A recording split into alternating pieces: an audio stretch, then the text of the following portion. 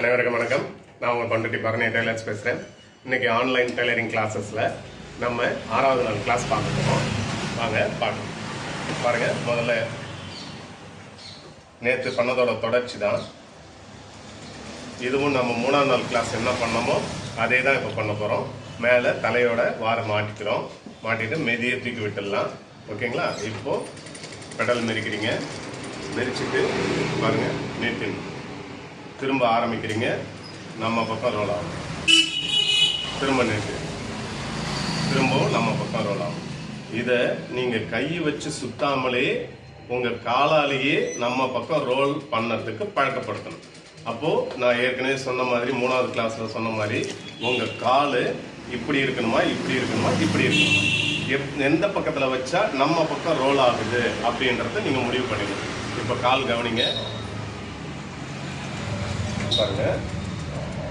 இப்போ நான் நிறுத்துறேன், திரும்ப ஆரம்பிக்கிறேன். கீழே கவனிங்க, நம்ம பக்கம் ரோல் ஆகும். இப்போ நிறுத்திட்டேன், திரும்ப ஆரம்பிக்கிறேன். வீல் நம்ம பக்கம் ரோல் ஆகும். திரும்ப நிறுத்துறேன், ஆரம்பிக்கிறேன். அப்போது இந்த ஒவ்வொரு தடவையும் நாம் நிறுத்திட்டு ஆரம்பிக்கும் போதெல்லாம் வீல் நம்ம பக்கமே ரோல் ஆகுதுன்னா உங்களால் ஒரு நூலை மாட்டி ஒரு துணியை தைக்கும்போது ஈஸியாக தைச்சிட்டு போக முடியும். ஏன்னா இப்போ இந்த பக்கம் ஆப்போசிட்டில் ரோல் ஆகிடுச்சுன்னா ஒரு தடவை சுற்றினாலே நூல் மேலே கட் ஆகிடும். 2-3 சுற்று இப்படி போய் சுற்றிடுச்சுன்னா கீழே போய் நூல் சிக்கிக்கும். அப்போது நூல் கட் ஆச்சுன்னா என்ன ஆகும்? நீங்கள் திரும்ப நூலை கோத்துட்டு தைச்சின்னு இருக்கணும். ஒவ்வொரு தடவையும் நீங்கள் அந்த பக்கம் சுற்றுவீங்க, நூல் கட் ஆகும், திரும்ப நூலை கோத்துட்டு அப்புறமேட்டு ஆரம்பிக்கும். அதனால் அந்த பக்கம் சுத்தாமல் பார்த்துங்க. 2-3 தடவை சுற்றிடுச்சுன்னா உள்ளார போய் நூல் நிறைய சிக்கிக்கும். அப்போ இந்த பிளேட்டெல்லாம் எடுத்துட்டு அந்த நூலை நீங்கள் சிக்கலை எடுத்தால் தான் தைக்க முடியும். அப்போ நம்ம டைம் எவ்வளோ வேஸ்ட் ஆகுது பாருங்கள். அதுக்காக நம்ம காலில் பெடலை அழகாக இப்பயே பழக்கம் பண்ணிக்கிறோம்.